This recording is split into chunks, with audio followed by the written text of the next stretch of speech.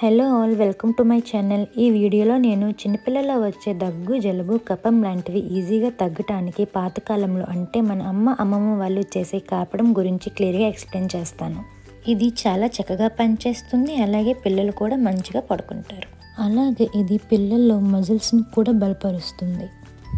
అలానే త్వరగా కూడా దాని నుంచి మనం బయటపడవచ్చు. ఈ కాపడం అనేది పూర్వకాలంలో నుంచి మన పెద్దలు మనకి చేస్తూనే వస్తున్నారు.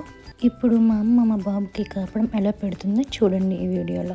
దీనికి మనకి ముందుగా కావాల్సింది ఒక మట్టి పాత్ర అయితే మనం దాంట్లో వేడిని ఉంచుతాం కాబట్టి మన చేతులకు తగిలిన అంతగా ఏం కాదు. అలాగే కొన్ని బొగ్గుల్ని తీసుకొని ఇప్పుడు ఆ మట్టి పాత్రలో బొగ్గుల్ని వేసి వేడి చేసుకోవాలి. అంటే బొగ్గుల్ని ఎర్రగా కాల్చుకోవాలన్నమాట. కాపేటప్పుడు ఆయిల్ని యూజ్ చేస్తూ కాపుతాం కాబట్టి నేను ఇక్కడ ఇదేం నువ్వుల నూనెని యూజ్ చేస్తున్నాను. బేబీకి బాదం నూనె, నువ్వుల నూనె, అలాగే వెర్జిన్ కోకోనట్ ఆయిల్ ఇవ్వటం వల్ల బేబీ స్కిన్ అనేది చాలా నరిషింగ్గా ఉంటుంది, చాలా మంచిది కూడా. అలాగే నేను ఇక్కడ కొన్ని వెల్లుల్లిపాయలని కూడా యాడ్ చేస్తాను. దీనివల్ల బేబీ స్కిన్ చాలా బాగుంటుంది. బొగ్గులు చూసారా ఎంత రెడ్గా కాలుతున్నాయో, అంటే బాగా వేడయ్యాయి అన్నమాట. ఇక్కడ బేబీ ఆయిల్లో వెల్లుల్లిపాయలు కూడా వేయడం వల్ల బేబీ హెల్త్కి కూడా చాలా మంచిదండి.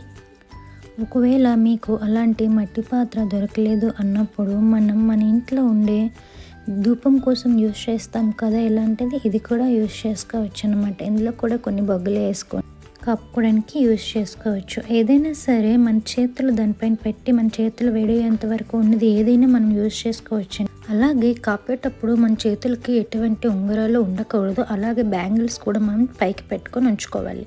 ఇప్పుడు కొంచెం ఆయిల్ని చేతుల్ని అప్లై చేసుకొని ఆ వేడిపై చేతుల్ని ఉంచి ఆ వేడి సెగను బాబుకి అనేది మనం పెట్టుకోవాలన్నమాట.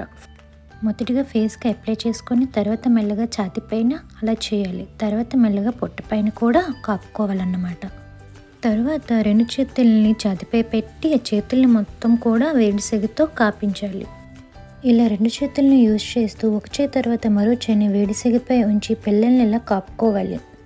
పిల్లలకు ఇలా కాపేటప్పుడు కొంచెం క్రాంకీగా ఉంటారు, కానీ ఏం పర్లేదు. దీని తర్వాత మనం ఫీడింగ్ ఇచ్చాక వాళ్ళే చక్కగా పజ్జుంటారు. కాపే ముందు ఫీడింగ్ అస్సలు ఇవ్వకూడదండి, అలా చేయకూడదు.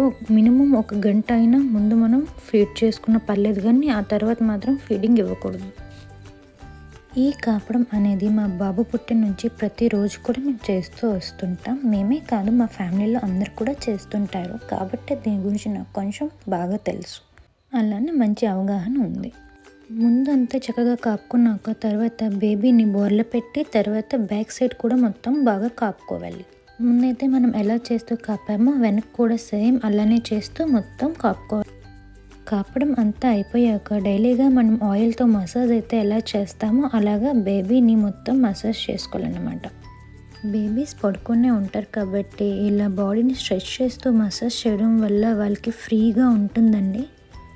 ప్రతిరోజు కష్టం అవ్వదు అనుకునే వాళ్ళకి మీ బేబీకి ఎప్పుడైతే జలుబు కఫంలో ఉంటుందో అప్పుడైతే దీన్ని పట్టుకోండి. అప్పుడప్పుడు పట్టుకున్న పర్లేదు, త్వరగా అప్పుడు పట్టుకున్నా సరే చాలా బాగా పనిచేస్తుంది, చాలా త్వరగా తగ్గుద్ది కూడా. ఇలా కాపడం పెట్టడం వల్ల బేబీలో ఉండే కఫం అనేది మోషన్ ద్వారా, అలాగే బేబీస్ అనేది కక్కుతారు కదా, ఆ కక్కడంలో ఆ కఫం అనేది వచ్చేస్తుంది.